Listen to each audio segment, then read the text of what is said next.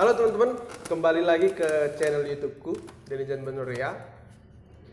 Nah, jadi beberapa hari yang lalu ada sebuah berita yang kupikir udah menyebar di banyak orang, terutama di Mapala yang ada di Medan. Berita itu adalah tentang seseorang yang tersesat pada saat pendakian Gunung Sibayak. Pada saat ini saya udah bersama dengan Jonathan Siburian. Jadi dia janjinya mendaki cuma 1 hari. Nah, cuman entah gara-gara apa nggak bisa balik ke Medan sesuai dengan waktu yang direncanakan. Jadi panik dong, semuanya jadi panik. Nah, cuman ada yang menarik teman-teman. Jadi selama ini yang kita ketahui kan bahwa banyak kasus-kasus tersesat di gunung juga. Jadi kayak turis-turis dari luar negeri gitu datang ke Indonesia terus mendaki Gunung Sibayak. Kalau yang tersesat itu mereka biasanya pasti meninggal lah atau apa segala macam. Walaupun memang beberapa ada juga yang bisa selamat. Dia ini adalah salah satu dari beberapa orang mungkin yang berhasil selamat ketika tersesat pada saat melakukan pendakian Gunung Sibayak lewat jalur 54. Nah, saya ingin mencari informasi apa-apa saja sih sebenarnya yang dilakukan Jonathan selama tersesat di dalam hutan itu, kemudian bisa kembali ke Medan dengan keadaan sehat walafiat. Nah, untuk itu teman-teman kita akan dengar langsung cerita dari si Jonathan apa sih yang dilakukan ketika mengalami masalah di hutan kayak tersesat tersebut.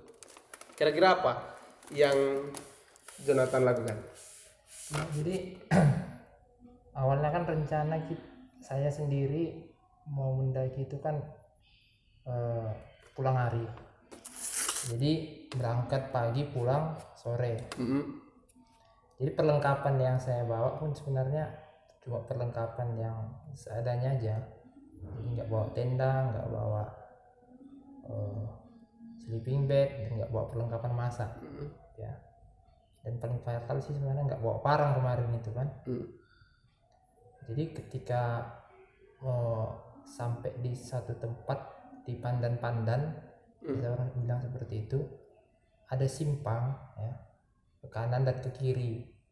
Nah, karena udah lama nggak mendaki ke Sibayak, agak bingung memang mau ngambil kanan atau kiri. Tapi saya lihat kanan itu dia lebih bersih, mungkin itu merupakan jalur yang baru didaki sama anak-anak Mapala lagi di SAR seperti itu. Nah, saya ambil jalan ke kanan, saya ikuti. Anggapan saya ini jalan ke kanan dan jalan ke kiri akan bertemu di atas. Tapi rupanya nggak ketemu, gitu ya.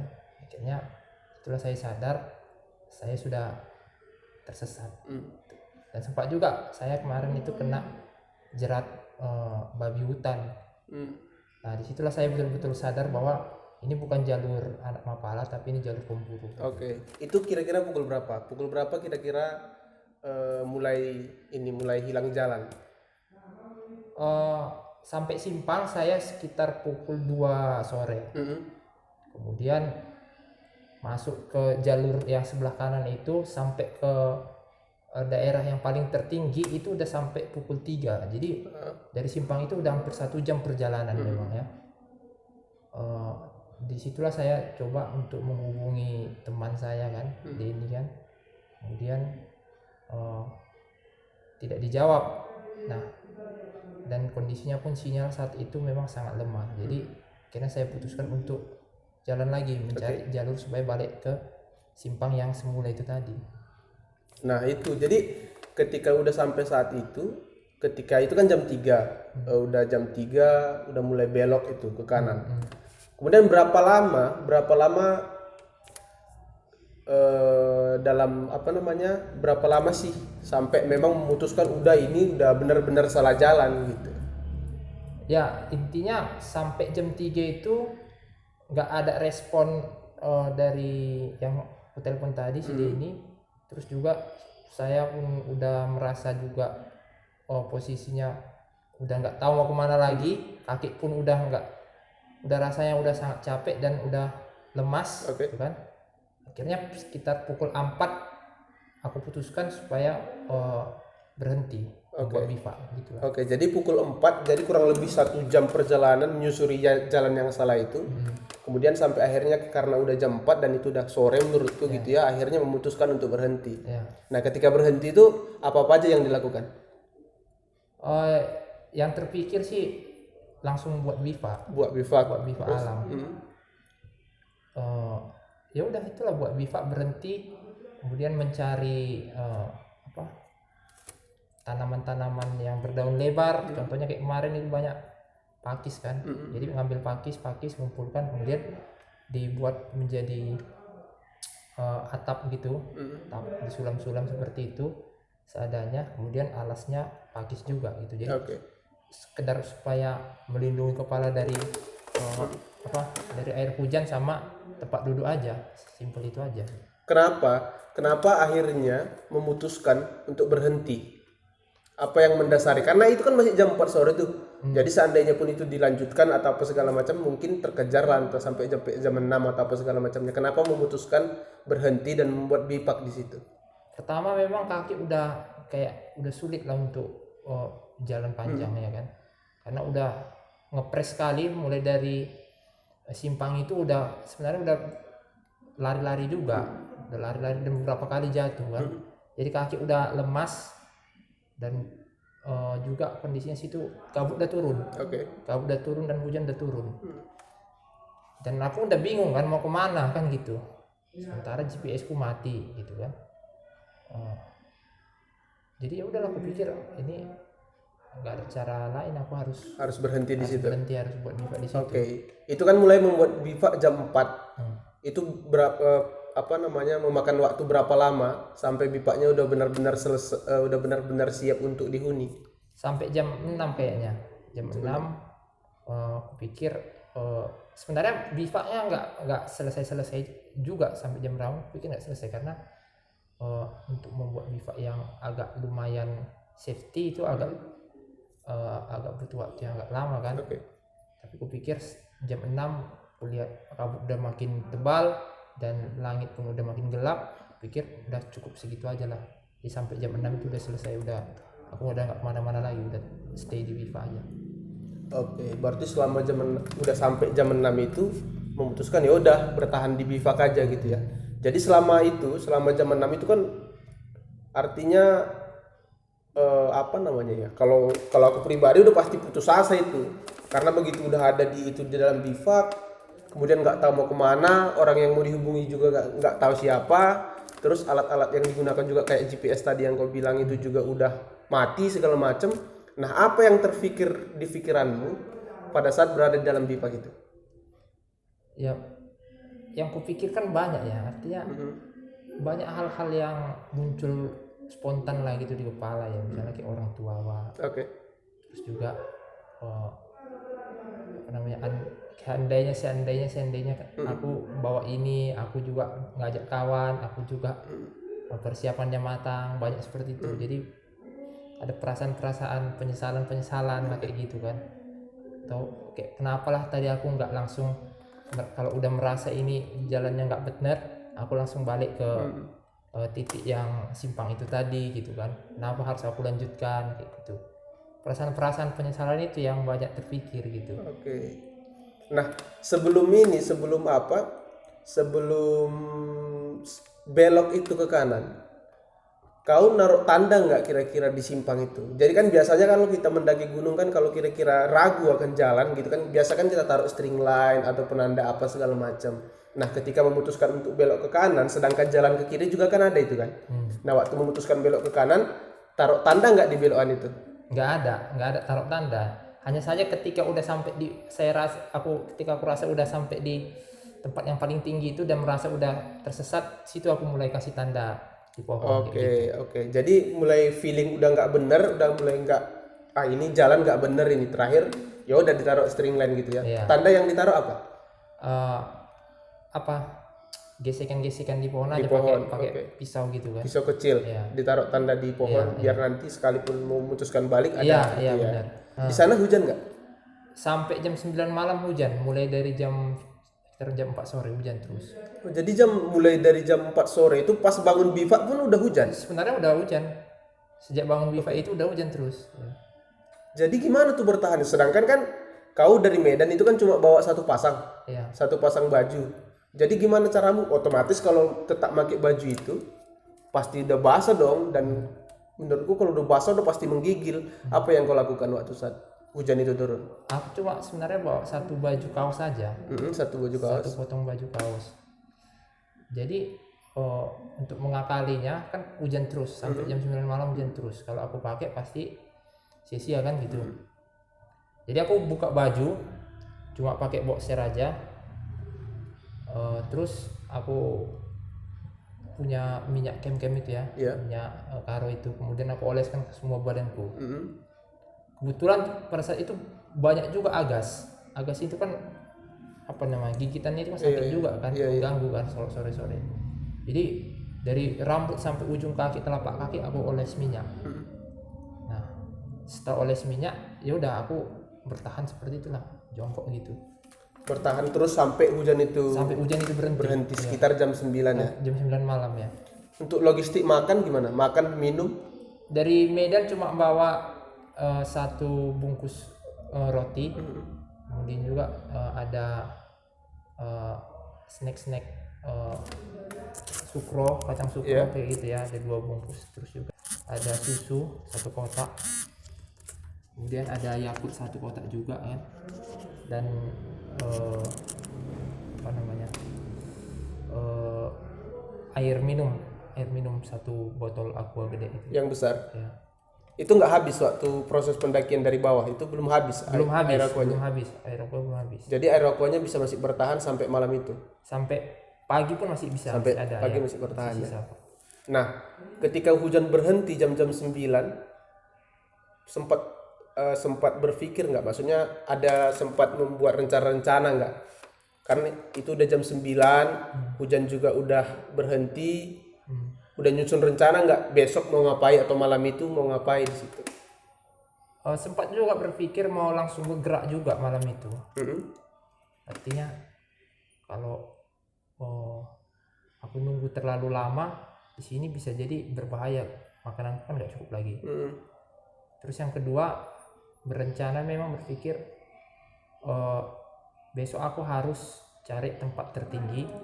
Kemudian dengan kompas yang seadanya, kompas kecil, aku akan cari sudut azimutnya ke Gunung Sibayak, kemudian langsung tembak lurus ke lokasi itu. Rencananya seperti itu, simpelnya gitu. Karena aku nggak tahu kan aku posisinya sekarang di mana, sementara pun aku nggak punya peta. Itu sih planning di awal itu. Oke, berarti nggak ada lagi rencana di pikiran gitu mau balik ke simpang awal? Nggak ada Nggak lagi rencana. Jadi yang penting cari tempat paling tinggi, kemudian bisa melihat di mana posisi Gunung Sibayak, kemudian segera langsung dari situ ke Gunung Sibayak tembak lurus kayak manapun medannya. Oke. Kenapa nggak berpikiran untuk balik aja ke simpang? Karena kan begitu udah ketemu pagi, ya udah balik aja dulu ke simpang, ikuti jalan yang benar, belok ke kiri gitu. Kenapa nggak berpikiran gitu? Aku pun nggak tahu sebenarnya simpang itu di mana. Udah banyak simpang di dalam jalan itu. Jadi waktu jalan ke kanan itu aku dari simpang itu sebenarnya udah banyak juga simpang di situ. Jadi waktu aku mau balik ke jalan itu pun aku udah bingung mana simpangnya tadi yang udah aku lewati, simpang kecil itu kan gitu. Makanya aku udah berpikir kayaknya pun nggak buang-buang waktu sia-sia gitu. Aku nggak tahu pun mau balik ke posisi aku nyari sinyal itu aja pun sebenarnya aku udah nggak tahu lagi di mana itu. Nah, kebetulan posisiku itu agak di lereng dia, agak curam ya, makanya aku pun duduk udah turun-turun juga sekali gitu ya, turun-turun. Gak datar juga dia posisinya kemarin. Jadi ketika malam itu otomatis dilewati gitu, ada gangguan nggak sih dari entah kayak binatang buas atau apa, suara-suara yang mengganggu gitu? Ada suara-suara, tapi nggak tahu lah, mungkin suara landak atau suara beruang. Cuma nggak terlalu mengganggu sih gue pikir ya. Terus waktu udah pagi apa yang kau lakukan? Pagi sarapan dulu kan, roti yang masih ada sisa itu. Terus kemudian persiapan lah, pakai baju, masukkan lagi barang-barang perlengkapan itu. Kemudian ya sekitar pukul 7 kurang aku udah gerak langsung mengikuti arah GPS. Kebetulan malamnya aku coba hidupkan lagi GPS, rupanya bisa. Gitu kan, sehingga aku tahu di mana arah Sibaya itu. Jadi aku ikuti arah yang ada di GPS aja gitu. Artinya pagi itu GPS itu cukup membantu lah ya. Cukup membantu lah ya untuk proses pendakianmu selanjutnya gitu ya. Nah, akhirnya ketemu jalan yang benar, itu gimana ceritanya tuh? Terakhir setelah sampai di daerah Cadas-Cadas, batu-batu Cadas, baru aku yakin ini pasti jalur 54 yang sebenarnya. Aku nggak lagi lewat simpang itu, aku nggak jumpa lagi simpang itu. Mungkin udah memotong ke atas gitu kan. Makanya aku yakin ini udah Cadas, aku yakin ini jalan yang benar gitu. Akhirnya sampai di puncak sekitar jam 9 ya. Jam 9 pagi. Ya.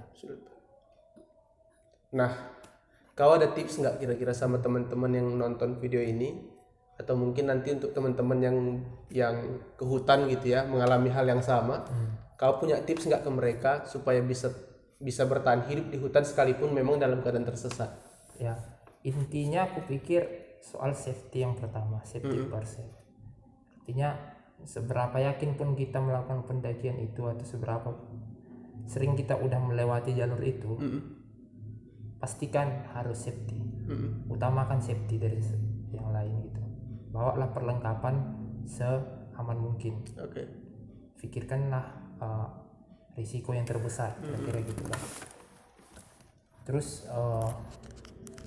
kalau memang pendakian solo itu nggak bisa dihindarkan, dalam tanda kutip ya, memang udah kita seperti ingin kali melakukan pendakian solo, ya kan,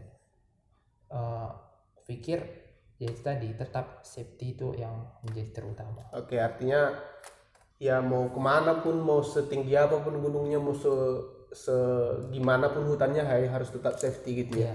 Nah, ketika keadaan tersesat, apa kira-kira yang harus dilakukan? Yang pasti kalau kita udah posisi tersesat, intinya ya aku pikir kita harus bisa mengontrol pikiran kita. Jangan panik intinya.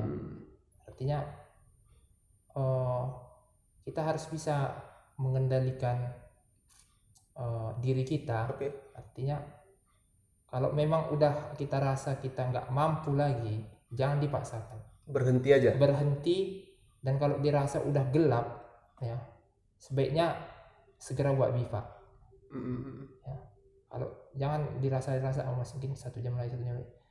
Pikir kalau udah mulai jam 4 atau jam 5 posisi tersesat seperti itu, sebaik-baiknya kita segera buat bivak aja. Gak usah lagi berpikir mungkin jumpa jalan gitu ya. Pikir langsung buat bivak, cari kalau memang bisa membuat api seperti itu kan.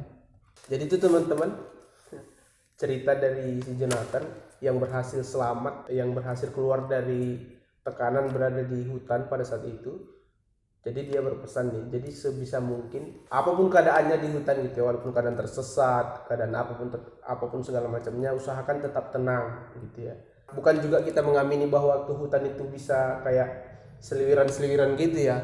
Artinya mau ke hutan manapun, mau ke gunung manapun yang mungkin cuma 400 meter di atas permukaan laut, ya sebisa mungkin tetap safety gitu ya, safety first, supaya kemungkinan terburuk pun bisa kita atasi gitu ya. Oke Ju, terima kasih untuk cerita-cerita malam ini. Mungkin kalau mau mendaki gunung sekali lagi bisa lebih safety. Kupikir itu teman-teman, terima kasih udah menonton. Nanti di video yang lain akan kubuat kegiatan kami pada saat dia lost kontak. Mungkin nanti bisa kuceritakan di video-video yang lainnya. Terima kasih udah menonton. Jangan lupa like, comment, dan subscribe channel ini. Thank you.